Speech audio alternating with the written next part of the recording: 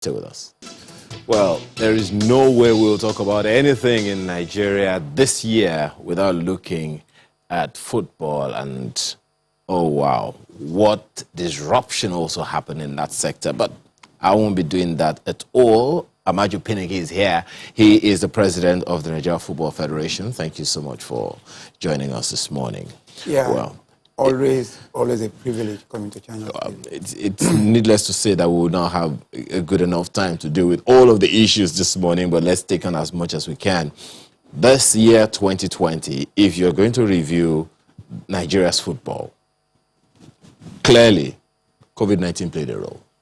Yeah, this year has not been, I mean, everybody knows that it's been a very, very horrible year. But what I believe is that God wants to show us that He's God. Nobody anticipated this.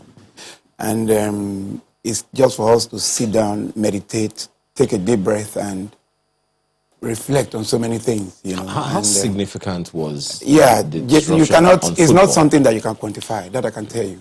It's quantifiable in terms of losses, in terms of the very extreme negative effects, you know. Even now, it's still counting. It's still counting. But COVID is about life and living. So what do I mean by that? You know, life, of course, you get infected, you die. Living is about you need to live. You need to continue to live. You need to continue to do things that will earn you revenue, that will keep the system afloat, that will keep the system going.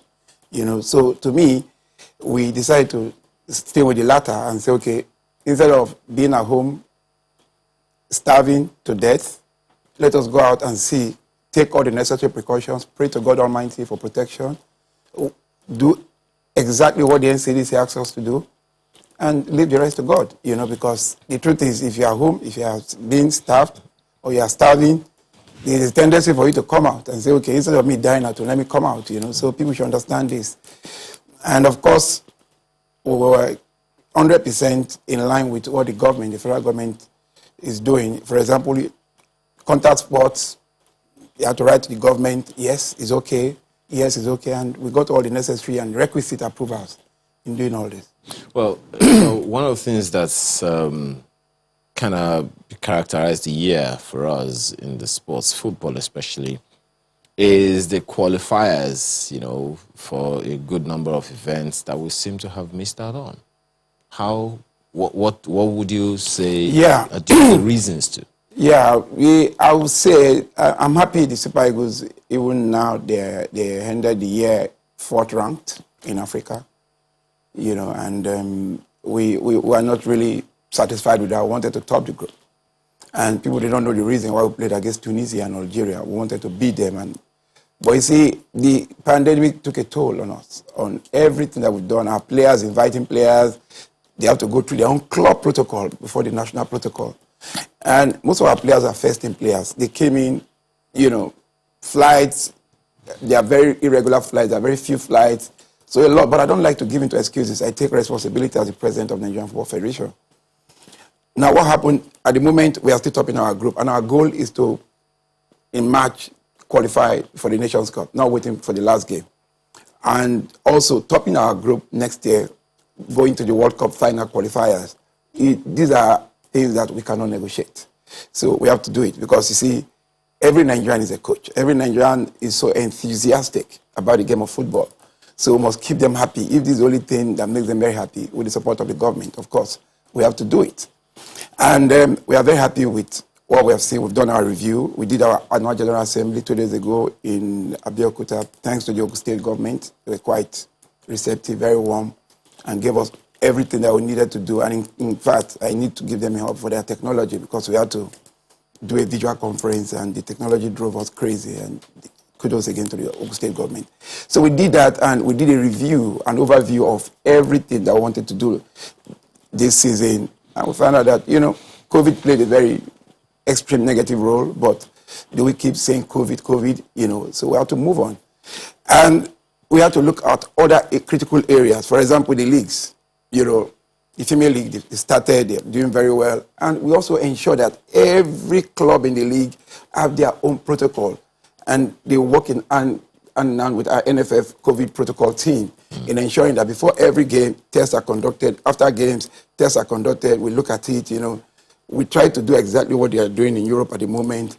And so far, so good. And if you look at our league now, our elite league is excellent. Only yesterday, 36,000 people in UK alone subscribed to watching the league on their tabs, So people should understand that we did not just want to jump and start in a league. In the past, I will admit there were some mistakes. We didn't want to bring out any mistake or want to minimize any mistake. And that's why it took this long for the league to start. Now, what does it mean for Nigeria as a country? Is it just recreation, is it just entertainment, or is business? Now, we are growing the league to be an integral part of the economy, to make it be in We'll get to that league part, and I'm actually quite excited about it because, we are rated third, in the world in terms of football, and all of that. But, let's talk about those teams and the impact we should have made, or we should be looking forward to making in the years that are ahead. Coming down from 4-0 lead to 4-4 is definitely disheartening. Yeah, of course, you saw my reaction, and it was quite spontaneous, and I didn't want to hold back. The Super Eagles, we have a bond, a very special bond, and I talk to my players every day, and I make them understand that there are things that you cannot negotiate.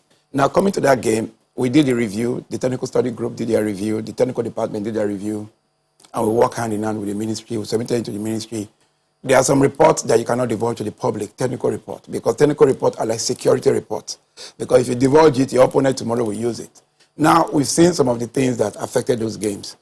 Now, what we're trying to do, what we can tell the public, let us look at the first 25 minutes of the game, 29 minutes that we scored those goals. I think those are some of the best moments in terms of football artistry in Nigeria.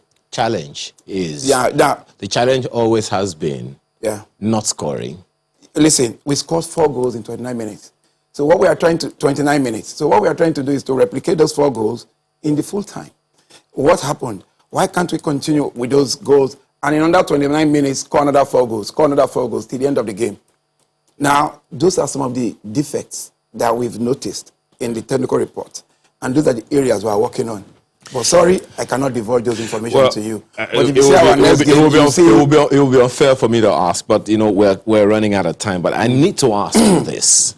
At some point, you wanted to be CAF president. And now you're talking about going into FIFA, Council. And you already are having, some support. What exactly is happening now? When I said I wanted to go for the CAF presidency, at a point, I have a group in CAF, my colleagues, some presidents, they've always wanted. The issue was the former president was meant to do 12 years, or 8 years, and we were meant to go to the FIFA Council.